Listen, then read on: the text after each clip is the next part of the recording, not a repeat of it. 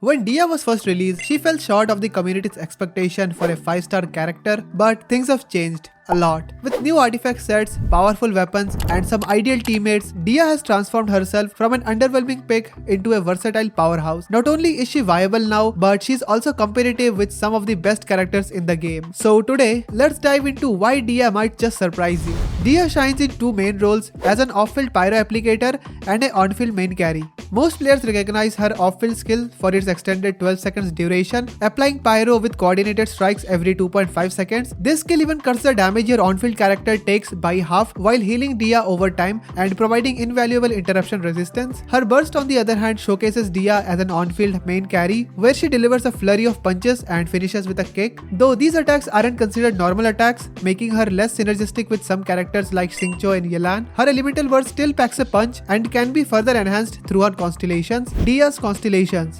constellations makes her increasingly powerful, especially for the on-field main carry role. So here's a quick rundown of all of her constellations. C1 is very good as it improves her HP scaling. Her second constellation extends her elemental skill's field duration, but the interruption resistance doesn't fully extend. Her third and sixth constellations are the major constellations for her because they give her elemental burst damage boost and crit rate or damage respectively, making her a real powerhouse at C6. And C4 is also very critical for energy recharge, which she needs in abundance if you decide to run her as a main carry. And C5 gives 3 level to her elemental skill. And considering you are likely to get a free copy of Dehya each year and possibly more through standard banner pulls, aiming for her C6 could be a realistic goal over time. Building Dehya. If you are aiming for Dehya as a DPS, you will want to hit level 90 for maximum output as she scales off both HP and attack, but for casual use, level 80 is perfectly fine. She even has a fun plunge playstyle with Shen, adding versatility for different teams. For Dehya's weapons and artifacts, if you are using her in a DPS role, weapons like her signature Beacon of the Reed Sea and the Red Horn Stone Thrasher makes a really big difference as they provide plenty of stats that increases her damage. Otherwise, all the other DPS weapons like the Wolf's Greystone and the 4-star DPS weapons will also work with her. And Sacrificial Greatsword, however, is her top choice for an off-field support build due to its cooldown reset mechanic, allowing her to cast her elemental skill more frequently and keep her rotations very smooth. For artifacts, DPS build can use Vorukasha's Glow or the Emblem of Severed Faith if you decide to build her with energy recharge, or the Marashuse Hunter is also a very good set if you decide to run her with Furina. And you will want Tenacity of the Millelith for her support builds, which grants 20% bonus attack to the whole party. Deepwood Memories is another solid choice, especially if you are pairing her with Dendro teammates that benefit from the resistance shred. The landscape of Genshin's artifacts have evolved, and with Dehya, flexibility is the key. Choosing the right set for the right team comp will elevate her value even more. Prioritize attack percent, pyro damage bonus, and crit rate or crit damage for artifact main stats, and crit rate or damage followed by attack percent and energy recharge as substats for DPS builds. And for support build, you can run the same stats as the DPS build.